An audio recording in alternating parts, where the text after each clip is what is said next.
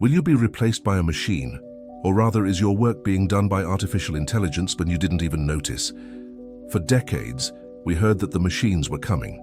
First, they took the manual jobs. Then they automated factories.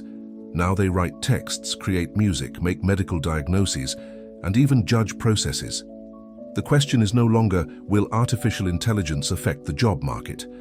The question now is, who will be left in the world where everything can be automated?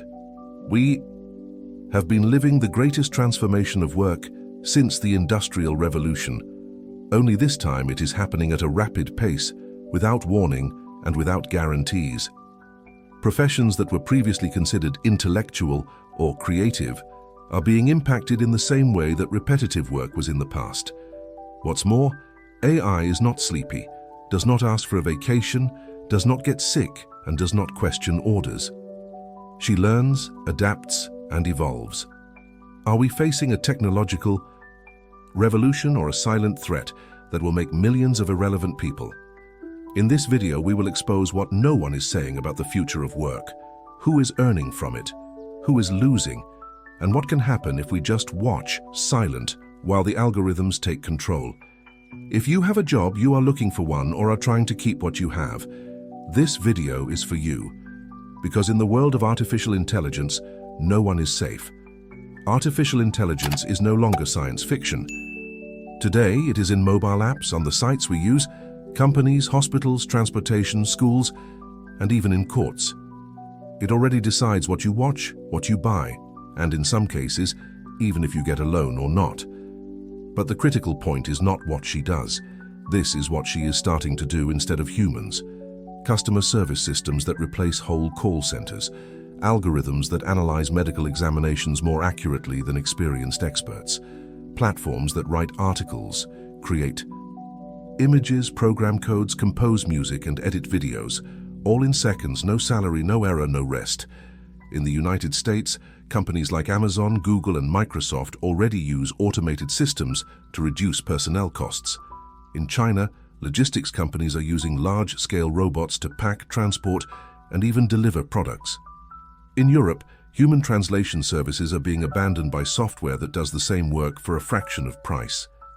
And in several Latin American countries, universities and schools are already testing digital tutors based on artificial intelligence to complement, or in some cases replace, teachers. According to a report by the World Economic Forum, until the year of 2025, more than 80 million jobs can be eliminated globally because of automation and artificial intelligence. But the same report says new jobs will also be created. The question is, who will be created for, and in what conditions? Not everyone will be able to adapt. Not every profession can be updated. Not every region of the world has access to the same technology or structure. Artificial intelligence does not threaten only jobs, it threatens the social contract that sustains modern civilization. The idea that if you study, work, and strive, you will be able to secure your place in society. But what if it ceases to be true? What if the world of work becomes a privilege of those who understand code, algorithms, and machine language, while the rest of the population is behind, dependent on aid or simply discarded? We are talking about an inevitable transition, but also about a political choice, because artificial intelligence can free people from repetitive and degrading work, or it can focus even more power in the hands of those who already control data, systems, and decisions. In the end, the question is not just, will AI take jobs? The question is, who interests a world where most people no longer have a function? Is artificial intelligence a threat or a tool? It depends on who responds and where you are in this gear. For advocates of artificial intelligence, panic on job loss is exaggerated. They say technology has always scared at first, but it has always created more opportunities than it destroyed. In the Industrial Revolution, machines replaced artisans, but also created factories, industries, and thousands of new types of work. With computers, the same. Datilographers have disappeared, but programmers, designers, data analysts emerged. According to this view, artificial intelligence will not end jobs. It will transform jobs. Repetitive, manual, or predictable tasks will disappear, but creative, strategic, and human functions, such as empathy, ethical judgment, leadership, will become even more valued. In addition, technology enthusiasts argue that artificial intelligence can increase productivity, release human being from exhaustive tasks, and make their way to a new era of well-being. Less hours of work, more free time, more space for innovation, art, science. But this optimistic view ignores a decisive factor: the real context. In practice, technology is never tightly distributed. It first reaches rich countries, large corporations, urban centers. Meanwhile, millions of workers in less developed regions remain attached to fragile jobs and are the first to be discarded. And here comes the critical argument. For many analysts, we are facing a scenario of mass, structural unemployment. Not because technology is bad, but because there is no global plan to deal with the social consequences of automation. Jobs will disappear faster than new functions can be created. And even the jobs that arise require skills that much of the population just doesn't have, and may never have. Another important point: not all work can or should be replaced by artificial intelligence. Caregivers of the elderly, teachers, therapists, community leaders, artists are functions that involve human relationships, empathy, context. But these areas tend to be less economically valued and therefore risk being set aside in the new model. In addition, there is the problem of power concentration. Today, most of the artificial intelligence you use belongs to a small number of companies, all billionaires, transnational, and with their own agendas.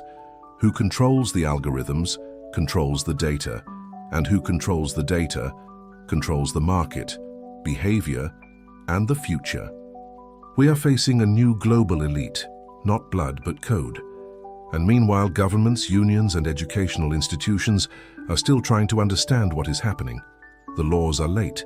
Education models do not accompany the speed of change. People are losing jobs before they even knowing they were at risk. So what is the way?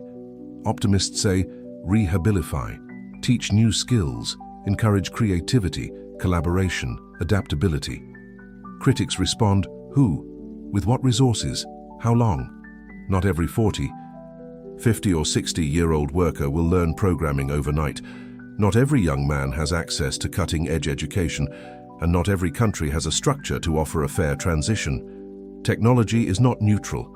It can be used to release or to control, to democratize or to exclude. In the end, artificial intelligence will not decide anything alone. Who will decide is who the program, who finances it, who sells it, and who regulates it. The question is, you are within this process, or will it be one more watching from the outside while your work becomes given? The question is no longer, will artificial intelligence take jobs? The real question is, what will be left for us at the end of this revolution? Because technology advances, this is inevitable. But what is not inevitable is abandonment, the collapse of labor relations, the silent replacement, the devaluation of all that is human. Artificial intelligence can be the most powerful tool ever created by humanity, or the most efficient poison to erode our economy, our relationships, and our collective self-esteem. It all depends on who is in charge.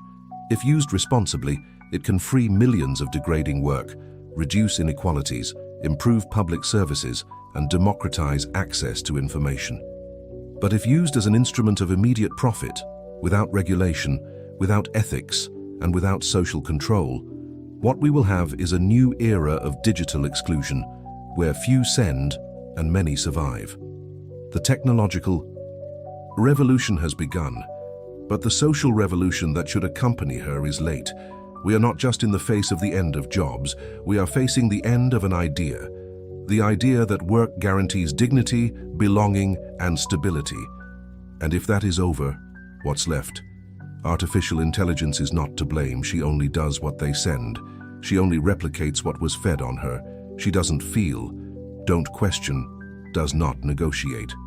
We, yes, and so we still have a choice. The choice to demand rules, to seek a balance between innovation and social protection, not to accept to be reduced to a code. Now it's with you. Do you believe that artificial intelligence will generate a new age of opportunities, or are we about to live a global crisis of unemployment and technological inequality?